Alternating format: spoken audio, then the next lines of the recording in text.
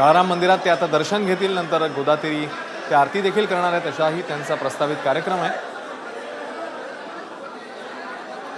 त्यांच्यासोबत आपल्याला संजय राऊत देखील दिसत आहेत, खासदार, त्यासोबतच ठाकरे गटाचे खासदार अरविंद सावंत आणि अन्य नेते देखील तिकडे उपस्थित आहेत। आदित्य ठाकरे आहेत, रश्मी ठाकरे आहेत आणि ठाकरे गटातले वरिष्ठ नेते मंडळी देखील आपल्याला पाहायला मिळतात। दिवाकर रावते आहेत आणि आता उद्धव ठाकरे तिकडे नाशिकच्या काळाराम मंदिरामध्ये दर्शन घेत आहेत। ही लाईव्ह दृश्य काळाराम मंदिरातून आपण पाहताय।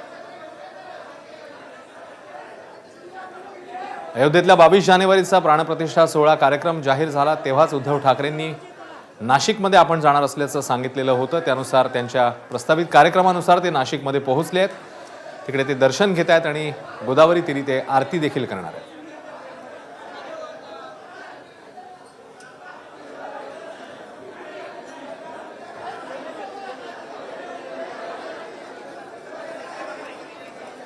नाशिकच्या काळाराम मंदिरातनं ही लाईव्ह दृश्य आपण पाहताय।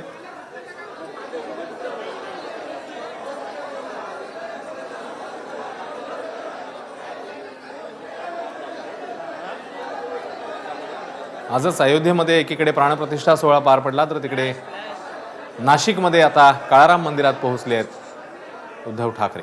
आपण अयोध्येला आता जाणार नाही आहोत, नंतर आपण जाऊ असं त्यांनी जाहीर केलेलं होतं। मात्र 22 तारखेला म्हणजे आज नाशिकमध्ये काळाराम मंदिरात जाऊन आपण दर्शन घेऊ असं त्यांनी म्हटलेलं होतं। त्यानुसार नाशिकच्या काळाराम मंदिरात ते पोहोचले आहेत। त्यांच्यासोबत रश्मी ठाकरे, आदित्य ठाकरे आणि ठाकरे गटातली प्रमुख नेते मंडळी देखील मंदिरामध्ये दर्शनासाठी पोहोचलेली आहे।